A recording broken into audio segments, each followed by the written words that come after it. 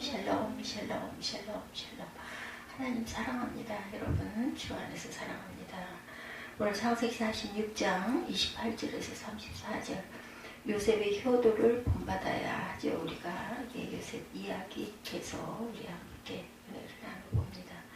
애굽 사람은 다 목축을 가증히 여기나니 당신들이 고센 땅에 살게 되리라. 자신의 아들들을 통해 죽었다고 생각했던 아들 요셉의 생존 소식 얼마나 반가웠을까요? 예, 야곱은 이스라엘이죠. 지금 이름이 바뀌어서 그가 애굽 총리인 것을 안 야곱은 아주 기뻐하죠. 정말 여기 우리 읽은 것처럼 이제 죽어도 여한이 없다 이런 그 말들을 하죠. 기근 속에 있던 야곱의 가족이 요셉의 초청으로 애굽으로 이주하는 내용이 나와 있어요.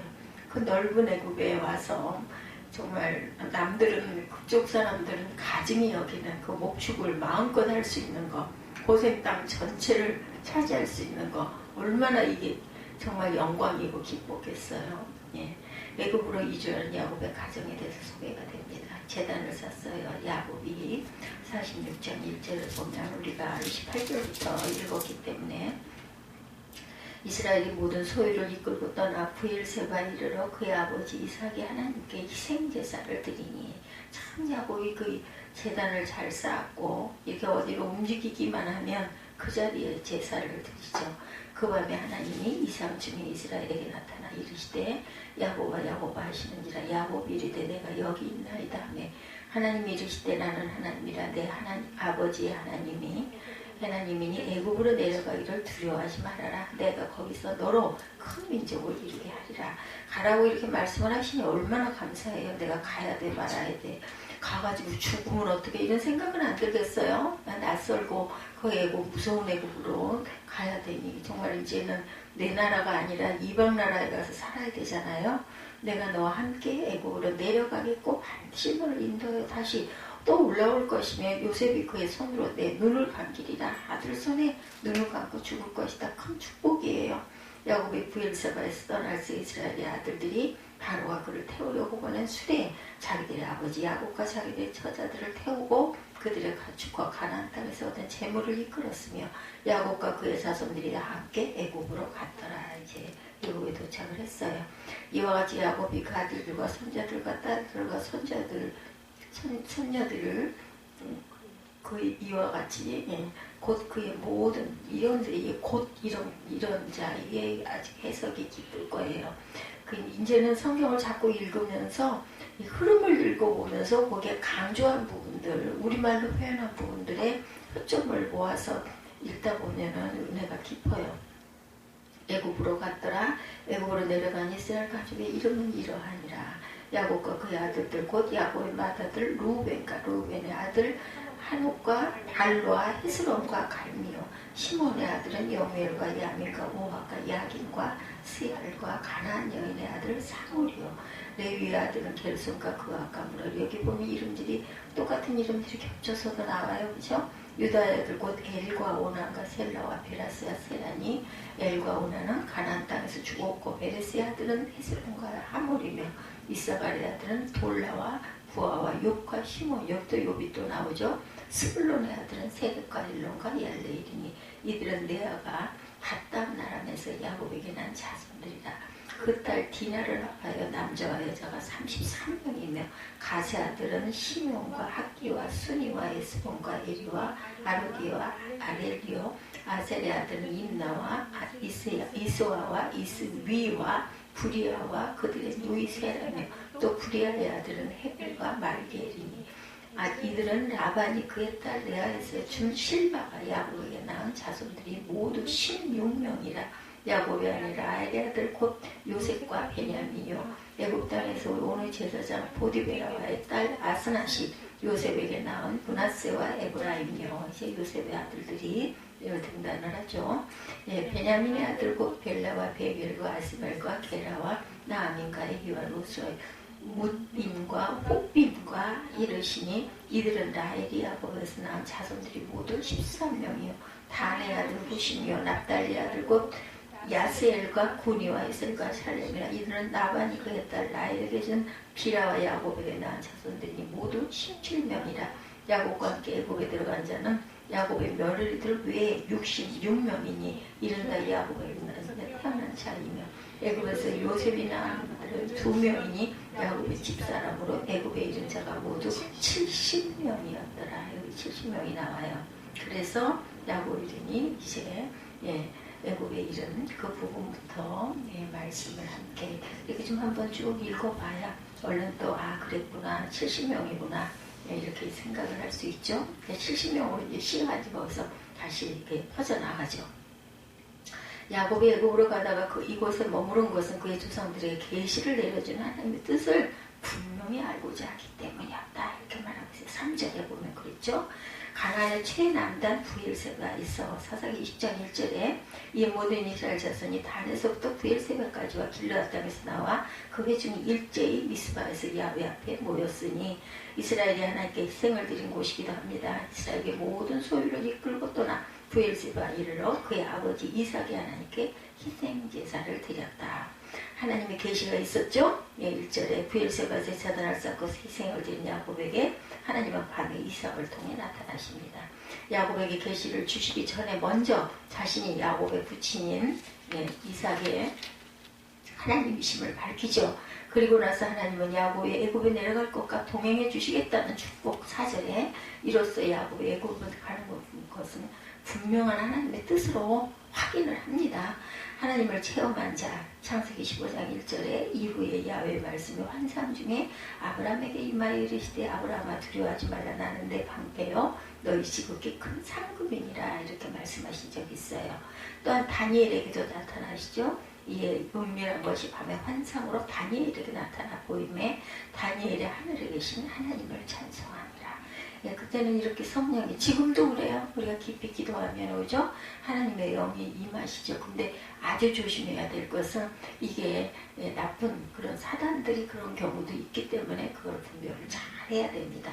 하나님의 말씀에 준한 그런 그 계시나 환상이나 이런 그 마음이 우리 마음에 닿기도 하죠. 음성이 들리기도 하고 애굽으로 그래서 이제 확실히 하나님 뜻이 맞구나 생각하고 이주를 하죠. 브엘세바에서 하나님의 계시를 받은 야곱은 이내 전 가족을 데리고 애굽으로 출발합니다.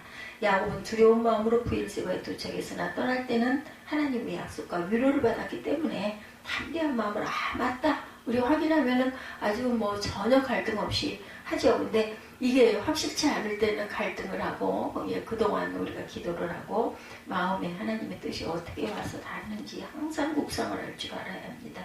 인간은 뜻대로 바꿀 수가 없어요. 계시록 20장 18절에 내 씨로 말미암아 천하 만민이 복을 받으니 이는 내가 나의 말을 준행하였습니다 하셨다 하니라.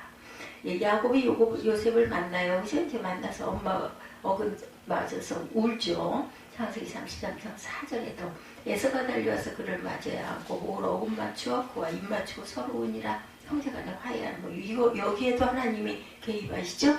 에서의 바꿈에 네 동생이 울 거니 동생을 이렇게 심하게 불지 말아라 하고 말씀을 하는 걸 또 에서도 듣고 그대로 서로 입 맞추고 화해를 합니다. 화해 하나님이에요. 죽여라 뭐 이런 말씀이 나오면 그건 하나님 뜻이 아니구나 알면 됩니다. 왜냐하면 내 이웃을 사랑하라고 그랬고 서로 형제가 우애하라고 했는데 죽이라고 그러면 그건 하나님 주시는 마음이 아니죠. 애굽의 야곱의 가족들 70명입니다. 레아에게서 나온 자손들 저희가 우리 쭉 읽어봤어요. 동생 라헬보다 총애를 덜 받은 레아에게서 태어난 자식들은 루벤 오히려 더 많아요. 그죠? 시몬, 레위, 유다와 이사갈, 스불론 그리고 딸 디나였습니다. 큰아들인 루벤은 자녀를 넷이나 낳았고 스몬은 6, 레위는 3, 유다는 7, 이사갈은 4, 스불론은 3을 낳았어요. 그중 유다의 2 아들이 가나안에서 죽었기 때문에 레아의 딸 디나를 포함해서 모두 33명이 애굽으로 이주를 했죠. 루벤에서 창세기 29장 31, 2절에 증거합니다.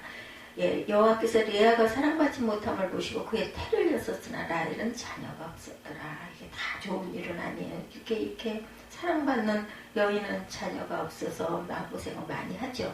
그 시절에 지금은 뭐 아이를 안 낳을 수도 있지만 그때는 아들이 없으면은 엄마들이 그죠? 아주 정말 기가 죽어서 살았던 시대였던 것 같아요. 창세기 29장 32절에 레아가 임신하여 아들을 낳고 그 이름을 루벤이라 하여 이르되 여호와께서 나의 괴로움을 돌보셨으니 이제는 내 남편이 나를 사랑하리로다 하였도다. 그래도 함께 동침을 했으니까 아이를 가졌겠지 않았겠어요? 시므온에 대해서 창세기 43장 23절에 그가 이르되 너희는 안심하라 두려워하지 말라 너희 하나님 너희 아버지 하나님의 재물을 너희 자루에 너희에게 주신 것이니라 너희 돈은 내가 이미 받았느니라 하고 시므온을 그들에게서 이끌어내었다. 요셉의 그 사건에 이런 이야기가 있죠. 자루에다 가지고 온 돈을 돌려보내느라고 도로 다 담아서 보내죠. 그걸 보고 또 너무 놀라고 걱정과 근심을 많이 하는 부분이 창세기 43장에 나옵니다. 라헬에게서 나온 자손들의 이야기. 라헬은 야곱의 삼촌인 아람 사람 라반의 둘째 딸로 그죠. 둘째 딸 라헬과 야곱은 외사촌간이면서도 야곱의 아내가 되었어요. 그때는 사촌간에 결혼을 했으니까. 라헬은 야곱의 총애를 받았고 그 결과 그녀의 두 아들들은 야곱의 다른 아들들보다 더 야곱이 사랑하죠. 그 바람에 요셉이 미움을 받았죠. 채색 옷을 입힌 거. 채색 옷의 뜻을 보면요. 왕복같이 그런 데서나 궁중에서나 입는 아주 귀한 옷입니다. 라헬의 두 아들은 요셉과 베냐민이었죠. 야곱의 총애를 받았어요. 창세기 37장 3절에 요셉은 노년에 얻은 아들이므로 이스라엘의 여러 아들들보다 그를 더욱 사랑함으로 그를 위하여 채색 옷을 지어 입혔다. 제가 여기 본문을 보고 말을 한 게 아니라 그냥 마음 안에 있는 거 얘기라고 또 꼭 보면 거기에 나와 있어요. 요셉의 사랑을 더 받았다는 거죠. 43장 34절에 요셉이 자기 음식을 그들에게 주되 베냐민에게는 5배나 줬다. 이렇게 성경에 기록되어 있습니다. 그들이 마시며 요셉과 함께 즐거워하였더라. 비라와 실바에게서 난 자손들에서 18절부터 25절까지 비라는 라헬의 몸종이었고 실바는 레아의 몸종이었죠. 이들은 레아와 라헬의 자녀에 대한 시기로 인해 야곱의 첩이 됩니다. 비라는 야곱에게서 단과 납달리를 낳았고 실바는 야곱에게서 두 아들 즉 갓과 아셀을 그때는 이렇게 종족을 번성시키느라고 그냥 그렇게 동침들을 하고 아이를 낳고 일부 일처제가 선포되기 전이었기 때문에 이렇게들을 했어요. 야곱은 그의 아내와 근데 유일하게 이삭만 그죠? 그 첩이나 시종의 그 사람하고 동침해서 아이를 낳지 않죠. 야곱은 그 아내와 자녀들과 손자와 손녀들을 데리고 애굽으로 이주합니다. 그래서 5명의 자녀를 둔 아셀입니다. 창세기 46장 오늘 보면 17절에 아셀의 아들은 임나와 이스바와 이스위와 브리아와 그들의 누이 세라며 브리아의 아들은 헤벨과 말기엘이니 납달리에 대해서 49장 21절에 증거합니다. 납달리는 노인 암사슴이라 아름다운 수리를 바라는도다.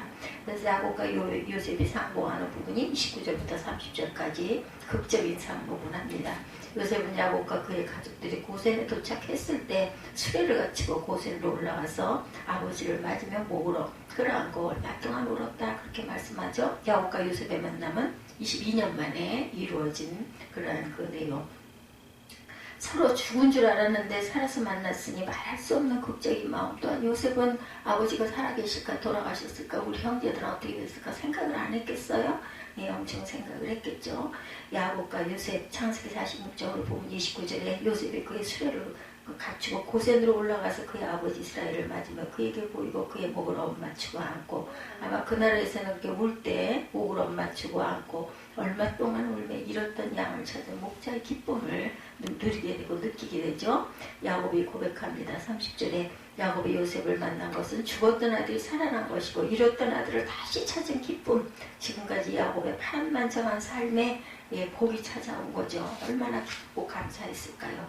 그런 이제 죽을 때가 되면 언제든지 내가 죽어도 여한이 없다. 우리나라에도 어른들이 그런 얘기하죠. 자기 소원이 풀어지면 죽어도 여한이 없다. 30절에 요셉이 그의 수레를 갖추고 고센으로 올라가 그의 아버지 이스라엘을 맞으며 그에게 보이고 그의 목을 엇맞춰 안고 얼마 동안 울매 이스라엘이 요셉에게 이르되 내가 지금까지 살아있고 내가 내 얼굴을 보았으니 지금 죽어도 족하도다.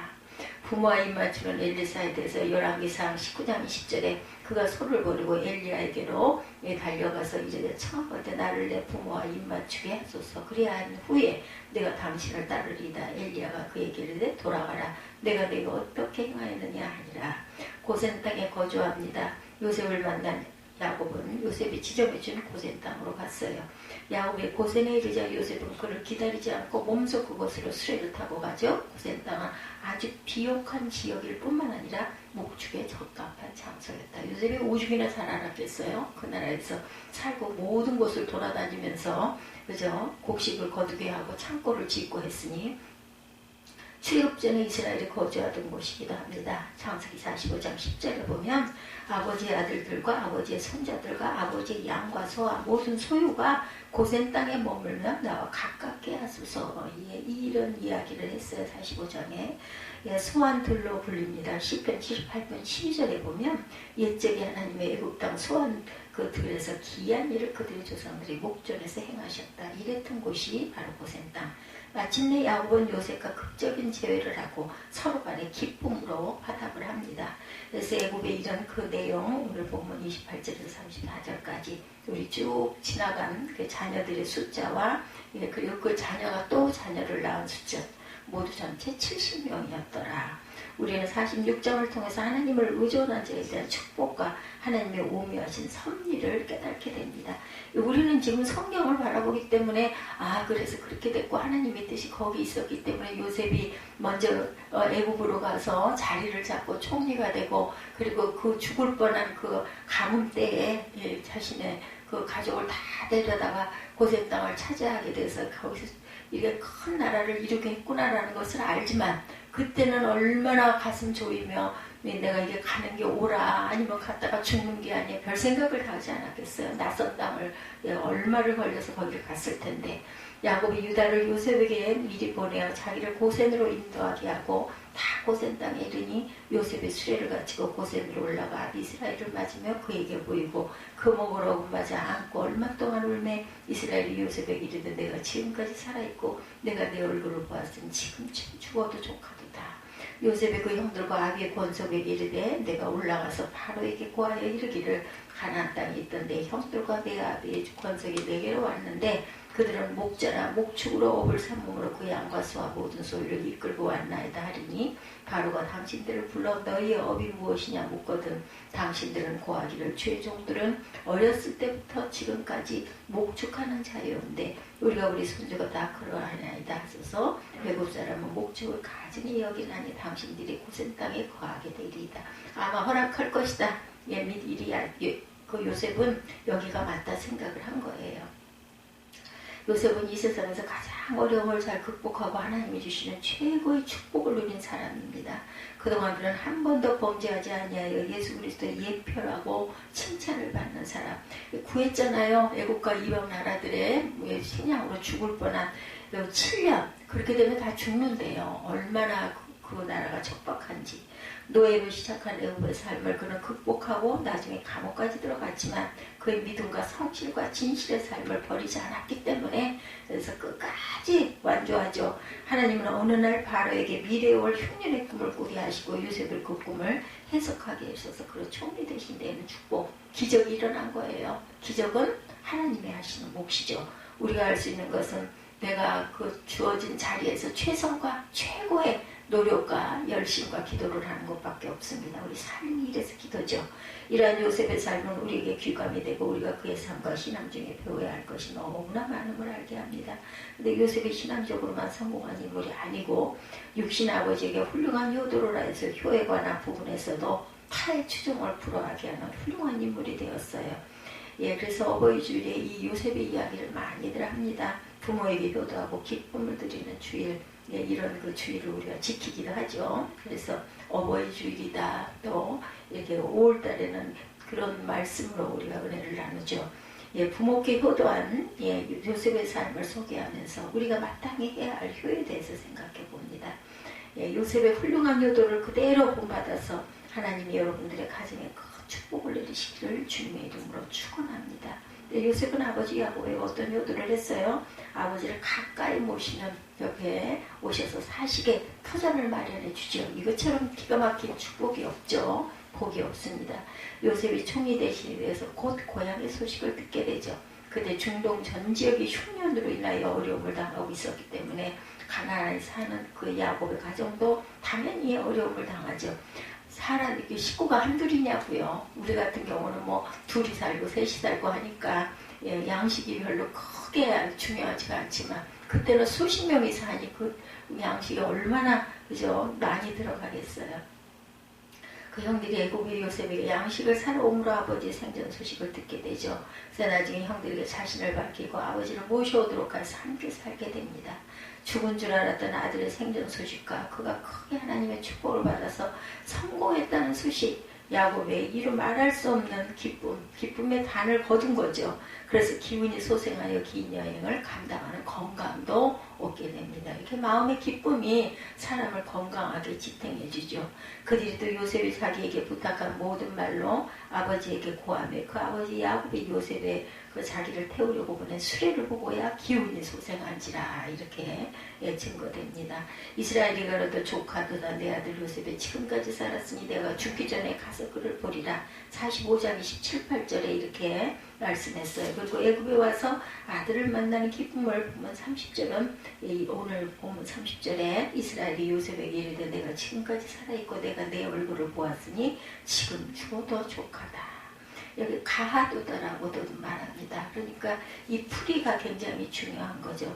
아들을 만나는 기쁨의 표현이 야곱의 말씀에 너무나 구구절절 담겨 있어요. 이것이 바로 우리 자녀들이 부모가 무엇을 가장 기뻐하시는 것을 깨닫게 하고 이런 기쁨을 부모님께 드리는 것이 바로 가장 귀한 효도이죠. 물론 물질이나 귀한 선물을 드리는 것도 중요하지만 부모로 자주 찾아뵙는 것, 함께 모시고 사는 것이 가장 큰 효도이고 부모에겐 자녀들이나 손자들의 모습을 자주 보는 것이 제일 큰 기쁨이죠.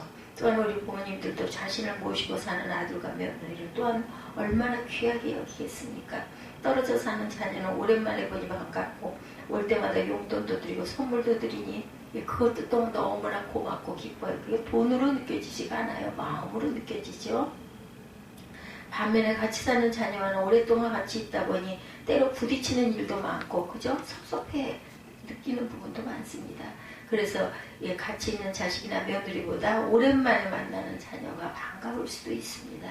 그들이라는 작은 효도를 함께하는 자녀의 큰 수고로운 효도보다 크게 인정을 하는 경우 그들과는 부딪히는 일이 없기 때문에 항상 그립고 와서 드리는 선물이나 용돈이 더 귀하고 크게 보이기도 하죠. 그러나 항상 가까이서 함께하는 자녀들의 효도를 더 귀히 여기고 그들의 행동을 귀중히 여기고 사랑할 때 더 큰 효도의 손길을 받게 될 것이나 그 부모도 잘해야 되죠. 건강과 가정의 평화와 기쁨이 되죠. 현풍박식 가문에 예수 잘 믿는 며느리가 들어와서 홀로 된 시어머니를 잘 공개하는 그런 이야기가 있습니다. 어느 날 남편은 일을 나가고 아내는 이웃집에 가서 일을 도와주다가 점심때가 되어서 어머니 점심상을 차려드리려고 집에 와보니 시어머니가 3살 된 손자의 목을 타고 앉아있어서 깜짝 놀랐겠죠. 얼마나 놀랐겠어요. 며느리가 어머니 뭐 하세요? 하고 물어요. 어머니가 내가 닭고기가 먹고 싶은 차에 닭이 방에 들어와서 지금 내가 닭을 잡는 중이다. 이렇게 말씀을 합니다. 어머니가 치매에 걸린 거예요. 그래서 어머니 제가 잡을 테니 비키세요. 하고 아이를 보니 이미 숨이 끊어져서 죽었더랍니다. 죽은 아이를 자기들 방에 누이고 닭을 갖다가 잡아요. 참 그 마음이 얼마나 기가 막혔어요. 눈에서 눈물이 쏟아져서 일을 할 수가 없어. 그 닭을 잡아서 끓일 수 있는 그 마음, 그 효도의 마음이니까 우리는 도저히 저는 이거 못할 것 같은데 남편이 들에서 돌아오니 아내가 눈물을 흘리며 닭을 잡고 있음 이상해 묻습니다. 아내는 잠시 기다리십시오 하고는 닭을 과서 시어머니에게 드립니다. 어머니는 입을 한 방만큼 벌리고 좋아서 치매 걸리고 잘 먹나 봐요. 상을 받아 맨날 배고프다고 안 되죠. 그제서 남편을 이끌고 방에 들어가 자초지종을 이야기합니다. 남편도 효자였던 것 같아요. 아내의 태도에 감동이 됩니다. 그래서 이미 아이는 죽었으니 어쩔 수 없고 당신이 그런 어머니를 공개해 주니 너무나 고맙구려 하고는 그 남편도 아내를 따라 교회에 나오는 구원의 은혜가 임했다고 합니다. 그리고 하나님의 또 다른 아들을 선물로 주시는 복도 함께 받습니다. 참 기가 막힌 이야기죠. 우리가 부모를 자주 찾아뵙고 가까이 해야 되겠습니다. 여보 우리 같으면 이러면 그 엄마 보겠어요? 안 보죠. 왼수가 되겠죠. 자식을 죽였으니. 그런데도 이렇게 해서 남편이 구원을 받은 거예요. 이게 이제 바로 예수 그리스도가 보이는 거죠. 나타나 보이는 거죠. 최상의 효도. 만부득이 그렇게 하지 못하면 바쁘더라도 그리워하고 기다리실 부모를 생각하고 발걸음을 옮겨 자주 찾아뵙는 거 중요합니다. 이 근처에 왔다가 밑에 부동산에 왔다가 그냥 갔다라는 이야기를 들으면요, 저기서 얼렁해요. 잠깐 올라왔다 가면 좋을 텐데 뒤에 일정들이 있으니까 그러리라는 건 알면서도 전화 한 통도 안 하잖아요. 그게 마음이 아프더라고요.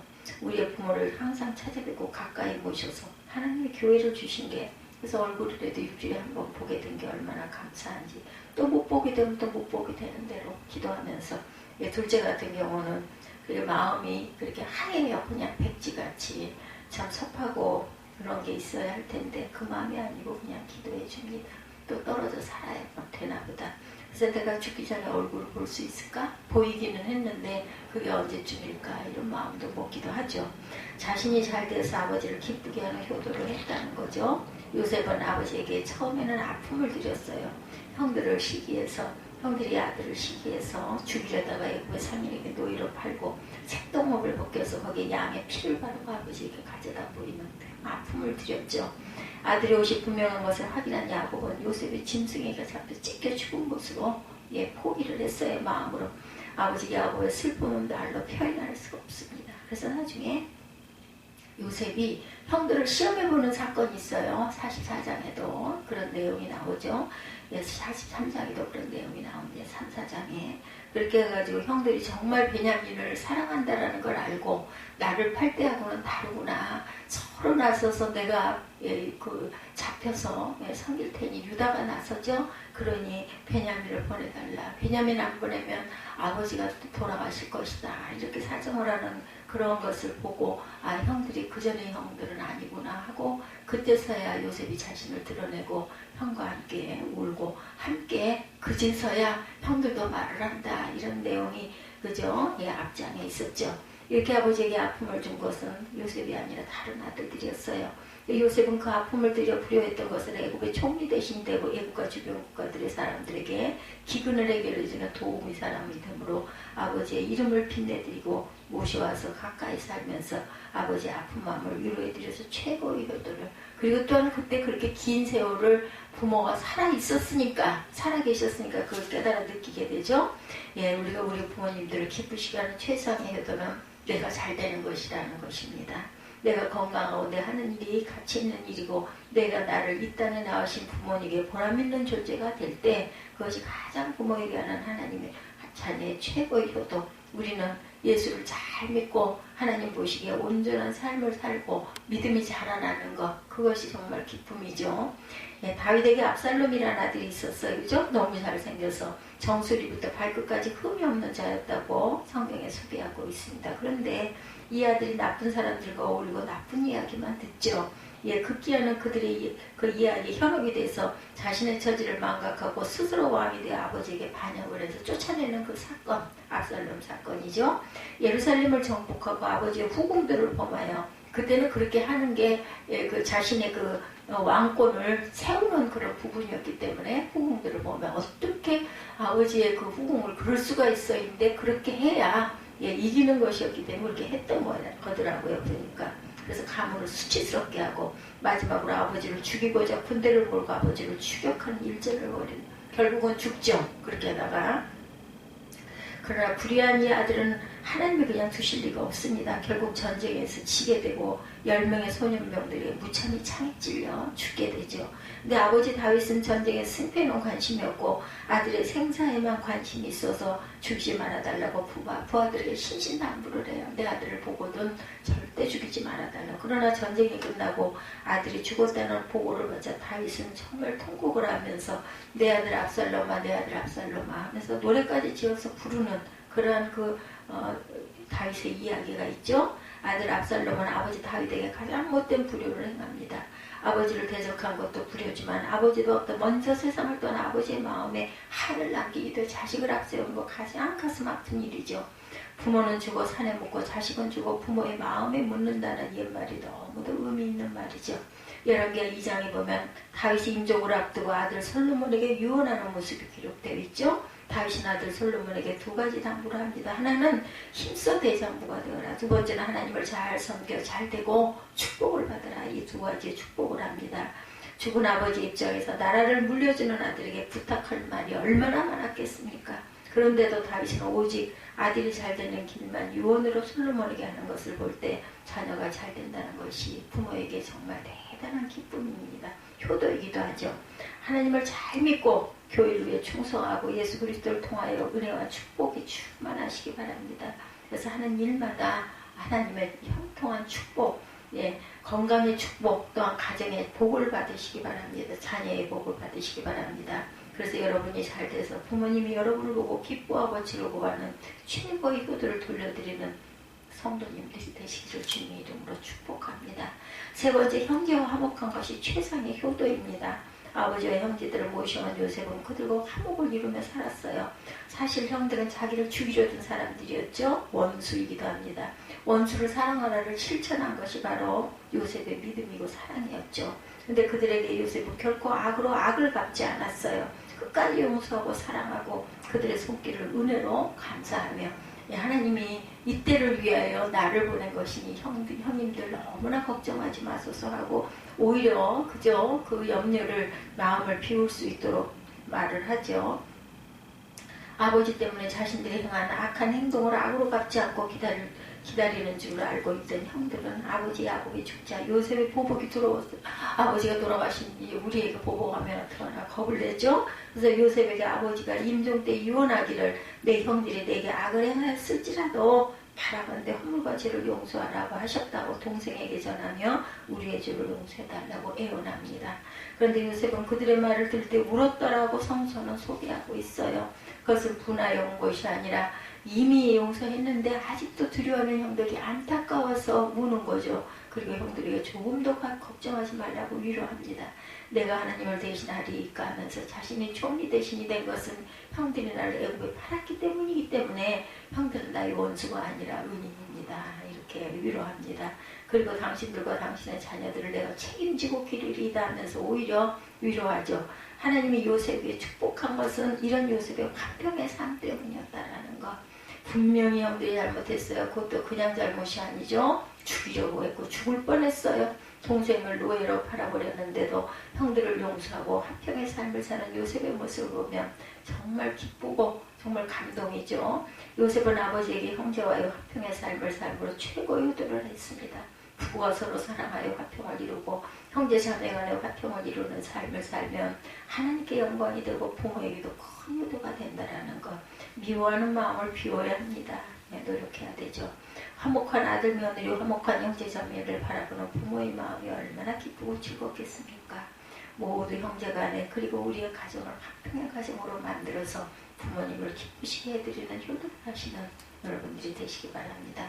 어느 가정에 아버지 회갑잔치가 있었어요. 그런데 잔치가 끝나고 축하금이 들어온 것을 가지고 자식들끼리 싸움이 났다고 그래요. 아버지 회갑을 축하하는 축하금이 아버님 드리면 되는데 그것을 가지고 형제들이 나누다 보니까 내 손님이 많으니 내가 더 많이 가져가고 그래요. 이런 싸움, 이런 교회 설립하고 창립할 때 그 후배들 아니면 동기들 오죠. 그럴 때 내게 오신 분들이 얼마만큼이었고 얼마만큼 이렇게 그 후원금을 냈으니까 이거는 내 거야. 이런 식으로 다투는 거 기가 막힌 일이죠. 집으로라는 영화 생각이 납니다. 놀라운 것은 이 영화의 주인공이 그 미녀의 배우가 주연이 아니고 70이 넘은 할머니와 10살짜리 외손자의 주인공이죠. 300만 명이 몰리는 그러한 아주 획기적인 그 영화가 됐죠. 영화의 내용은 벽천에 혼자 사는 할머니에게 딸의 가정이 잘못되어서 손자를 잠시 아끼게 되면서 늙고 말 못하는 시골 할머니와 버릇없는 도시 소년이 함께 살며 겪는 모습, 그게 나중에 할머니를 사랑하는 마음으로 바뀌는 할머니의 사랑이 그 소년을 감동을 시키죠. 제가 사무엘에게 그런 마음으로 자꾸 마음을 다스립니다. 서울에서 텔레비전 컴퓨터에 빠져 살던 아이가 아무것도 없는 벽촌에서 얼마나 어려웠겠어요. 그 아들은, 그 손자는 휴대용 게임기가 배터리가 나와서 동네 가게를 가지만 구할 수가 없습니다. 머리가 자라서 할머니가 머리를 잘라주는데 조금만 자르라는 아이의 말을 잘못 알아듣고 냄비 쓴 것 같은 머리를 만들어 놓은 아이가 통곡을 하는 장면.